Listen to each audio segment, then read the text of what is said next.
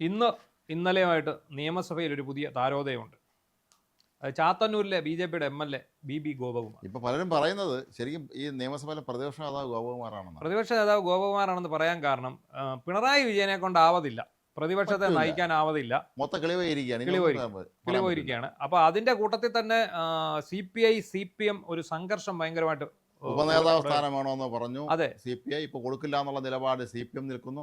അങ്ങനെ ഞങ്ങൾ വേറെ ബ്ലോക്കായിട്ട് മാറിയിരിക്കുന്നു, പ്രത്യേക ബ്ലോക്കിലേക്ക്. കാരണം ഇതിനകത്ത് താഴ്ന്നു കൊടുത്താൽ ബിനോയ് വിശ്വത്തിന് ഭയങ്കര തിരിച്ചടിയാണ്.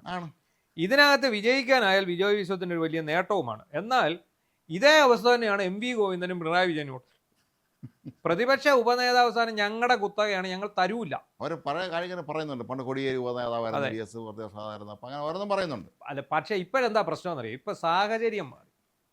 സാഹചര്യം മാറിയ സ്ഥിതിക്ക് 35 സീറ്റ് ആകെയുള്ളതിൽ ഒന്ന് RJD എന്ന് പറയുന്ന വേറെ ഒരു സാധു പാർട്ടി. ആ പാർട്ടി പോലും കേരളത്തിൽ ഉണ്ടോ എന്ന് പോലും ആർക്കും അറിയാത്ത ഈ MLA KP മോഹന്റെ സഹോദരന്മാർ അങ്ങനെ ബന്ധത്തിൽപ്പെട്ട ആളാണ്. അപ്പൊ ബാക്കി 35 34 8 ഇവരുടെയാണ്. പിന്നെ എത്ര 26 അല്ലേ ഉള്ളൂ. അപ്പൊ അതിനകത്ത് ഇപ്പൊ അവര് പറയുന്നത് ഞങ്ങൾക്ക് പ്രതിപക്ഷ ഉപനേതാവ് സ്ഥാനം വേണം, ഇത് തരണം എന്നുള്ളതാണ്.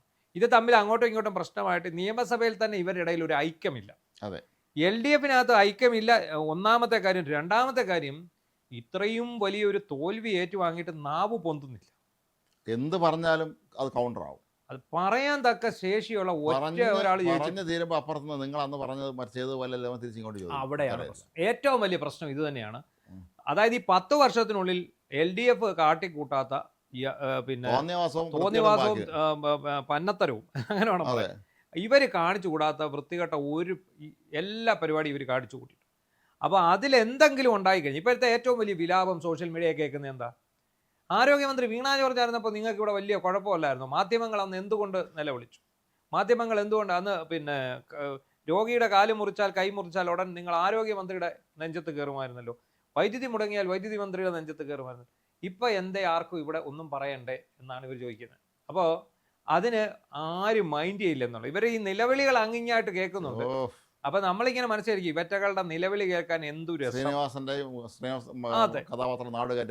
അപ്പൊ എന്താണെങ്കിലും ശരി, ഇപ്പൊ മൊത്തത്തിൽ ആത്മവിശ്വാസം ചോർന്നു പോയി, നേരെ ചൊവ്വേ നിൽക്കാൻ പറ്റാത്ത ഒരു അവസ്ഥയിലാണ് ഇവരുടെ. ഈ സന്ദർഭത്തിലാണ് BJPക്ക് അവിടെയാണ് BJP വളരുന്നത്. അവിടെയാണ് ആ ഗ്യാപ്പിലേക്ക് വളരെ സമർത്ഥമായിട്ട് BJP ഇടിച്ചു കയറുന്നു. BJPയുടെ നിയമസഭാ കക്ഷി നേതാവ് BB ഗോപകുമാറിനെ ഇവരിപ്പോൾ പറയുന്ന ഒരു കാര്യമുണ്ട്. അത് പിന്നെ CPM-കാർ പറയുന്നത് അദ്ദേഹം കോൺഗ്രസ്സുകാരനാണ്.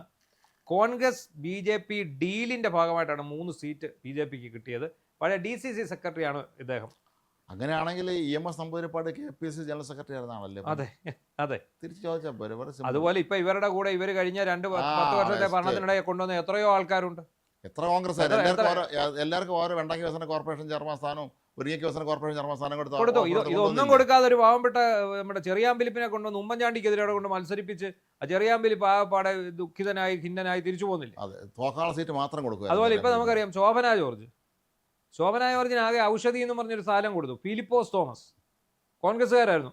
മാത്രമല്ല ഈ ഫിലിപ്പോസ് തോമസ് എന്നൊക്കെ പറഞ്ഞ കോൺഗ്രസിലെ താത്വികാചാര്യൻ, മന്ത്രിയാവേണ്ട ആളാണ്, യോഗ്യതയുള്ള ആളാണ്. നിർഭാഗ്യം വെച്ചാൽ അദ്ദേഹം ഇന്ന് ഒരു തെരഞ്ഞെടുപ്പ് പോലും ജയിച്ചിട്ടില്ല. അവിടെയാണ് അദ്ദേഹത്തിന്റെ കുഴപ്പം. ഇവിടെ അദ്ദേഹം എന്താണ് ഇപ്പം അവിടെ AICC അംഗമായിരുന്ന ഫിലിപ്പോസ് തോമസ് ഇപ്പോൾ അവിടെ വെറും ഒരു ബ്രാഞ്ച് കമ്മിറ്റി അംഗം, പിന്നെ ഏരിയ കമ്മിറ്റിയിൽ എങ്ങാണ്ട് എടുത്തിട്ടുണ്ട്, ഏരിയ സെക്രട്ടറി ചുമതല, അത്രയേ ഉള്ളൂ. അദ്ദേഹം ഇപ്പം സ്വന്തം മണിയൊക്കെ നോക്കി മാറി സുഖമായിട്ട് അവിടെ ഇരിക്കുന്നു. അപ്പം ഇങ്ങനെയൊക്കെ കോൺഗ്രസിൽ നിന്നുള്ള മുഴുവൻ നേതാക്കൾ ഇപ്പം പി എസ് പ്രശാന്തിനെ കൊണ്ടുവന്ന് ദേവസ്വം ബോർഡ് പ്രസിഡന്റാക്കി ഏറ്റവും വലിയ അഴിമതി ആരോപണങ്ങൾ നേരിട്ടുകൊണ്ടിരിക്കുന്ന ഒരു കാലഘട്ടവും കൂടിയാണ് അല്ലേ? അതെ, ഇത്തവണ കോൺഗ്രസിലായിരുന്നെങ്കിൽ മന്ത്രിയാവാൻ എല്ലാ സാധ്യതയും KP അനിൽകുമാറിന് ഒടേപ്പൊക്കെ എന്ന് പറഞ്ഞ ഒരു വിദേശത്തേക്ക് ആളെ റിക്രൂട്ട് ചെയ്യുന്ന സ്ഥാപനത്തിന്റെ ചെയർമാനാണ്. അതായിട്ടിരിക്കുകയാണ്. ഇവരൊക്കെ അന്ന് പാർട്ടി വിട്ട് CPM-ൽ വന്ന് ചേർന്നവരാണ്, അത് BJP-ന്നും ഒക്കെ. പക്ഷേ ഈ BB ഗോപകുമാർ അവിടെ നിന്ന് നല്ല ശക്തമായ പ്രസംഗം അഴിച്ചുവിടുമ്പോൾ CPM-മാർ പറയുന്നത് അയാൾ ഇത് BJP കോൺഗ്രസ് ഡീലാണ്. പറഞ്ഞിട്ടൊരു കാര്യമില്ല, ഇവരെ കൊണ്ട് നടക്കില്ല. ഇപ്പം കാരണഭൂതന് വാ തുറക്കാൻ പറ്റത്തില്ല. കാരണഭൂതന്റെ തലയിൽ എടുത്താ പൊങ്ങാത്ത അത്രയും അഴിമതിയും ക്രമക്കേടും അയാൾ കാണിച്ചു കൂട്ടിയ വൃത്തികേടുകളെല്ലാം നിൽക്കുകയാണ്. അയാൾ എന്തെങ്കിലും വാ തുറന്നാൽ അപ്പം സതീശനെ അവിടെ അടിച്ചിരുത്തും. KN ബാലഗോപാൽ ഒറ്റ തവണ വാ തുറന്നതേ ഓർമ്മയുള്ളൂ. അപ്പോഴേ സതീശൻ എണ്ണ തേപ്പിച്ച് ഒരു മൂലയ്ക്ക് അങ്ങിരുത്തി, ബാലഗോപാലൻ ഇനി കുളിച്ചാൽ മതി, ആ രീതിയിൽ എണ്ണ തേപ്പിച്ച് വെച്ചു. പിന്നെ ഉള്ളത് ജനീഷ് കുമാർ, പിന്നെ മുഹമ്മദ് റിയാസ്, ഇങ്ങനെയുള്ള യുവ തുർക്കികളാണ്. പക്ഷേ ഈ യുവ തുർക്കികൾക്ക് വായ തുറന്ന് ഒന്നും സംസാരിക്കാറില്ല. എല്ലാവരും കണ്ണടച്ച കാണുന്നത് പിന്നെ ജയിലിലെ അഴിയാണ്. അതാണ്. അങ്ങനെയുള്ള അവസരത്തിൽ നിയമസഭാ കക്ഷി നേതാവായിട്ട് BJP-യിൽ നിന്ന് എത്തിയിട്ടുള്ള ഗോപകുമാർ തനിക്ക് കിട്ടിയ അവസരം വിനിയോഗിക്കുന്നു. അതും അതിസമർത്ഥമായിട്ട് വിനിയോഗിക്കുന്നു. എല്ലാവരെയും ഇരുത്തി തന്നെ കൊടുക്കുന്നു. മാത്രമല്ല വി മുരളീധരനും അക്കാര്യത്തിൽ അദ്ദേഹം നല്ല രാജേന്ദ്രശേഖരനെ സംബന്ധിച്ചിടത്തോളം അദ്ദേഹത്തിന് മലയാളത്തിനെ കുറച്ച് ഭാഷാ പരിമിതികളുണ്ട്. എങ്കിലും അദ്ദേഹം ഒരു സംസ്ഥാന അധ്യക്ഷൻ എന്നുള്ള നിലയിൽ നിയമസഭയിൽ അദ്ദേഹം പെർഫോമൻസ്. ഇന്നലെ ഗോപകുമാർ ശരിക്കും കൊടുത്തത് പിണറായി വിജയനിട്ടാണ്. അതെ, ED പേടിച്ച് ED എന്ന് കേട്ടാൽ പേടിച്ച് ബോധം കെടുമെന്നൊക്കെ അദ്ദേഹം പറഞ്ഞു. അതുപോലെ ഇന്ന് അദ്ദേഹം കൊടുത്തത് കോൺഗ്രസ്സുകാർക്ക് ഇട്ടിട്ട്. അയ്യപ്പന്റെ പേര് പറഞ്ഞ് അധികാരത്തിൽ വന്നിട്ട് എവിടെ നിങ്ങളുടെ ശബരിമല കൊള്ള അന്വേഷണം മിണ്ടുന്നില്ലല്ലോ, നിങ്ങൾ ഈ പേര് പറഞ്ഞാണ് അധികാരത്തിൽ വന്നത്, നിങ്ങൾ എന്നിട്ട് എന്ത് ചെയ്തു എന്നൊരു ചോദ്യം അദ്ദേഹം ചോദിക്കുന്നു. കാര്യമാത്ര പ്രസക്തമായ വിഷയങ്ങൾ ഉന്നയിക്കുന്നു. കാരണം ഇവർ രണ്ട് കൂട്ടരെയും ശക്തമായിട്ട് വിമർശിക്കാൻ BJP-ക്ക് കഴിയും. കാരണം കേന്ദ്രം ഭരിക്കുന്നത് BJP ആണ്. അത് മാത്രമല്ല, നല്ല 3 പുലികളാണ് നിയമസഭയിലെത്തി, ത്രിമൂർത്തികളായിട്ട് അവരെ തോൽപ്പിക്കാൻ കഴിയില്ല. ഇപ്പം UDF-നെ സംബന്ധിച്ചിടത്തോളം ഭരണത്തിലിരിക്കുന്ന 2 കൂട്ടരോട് എതിരിടണം. അതിനകത്ത് എന്തായാലും അവർക്കൊരു ഭാഗ്യമുള്ളത് എന്താണെന്ന് ചോദിച്ചു കഴിഞ്ഞാൽ പിണറായി നയിക്കുന്ന LDF നിശബ്ദമാണ്. പക്ഷേ BJP ഗോപകുമാർ നയിക്കുന്ന BJP 3 പേരേ ഉള്ളൂ. ഈ 3 പേര് ഈ 35-ന്റെ ഫലം ചെയ്യും.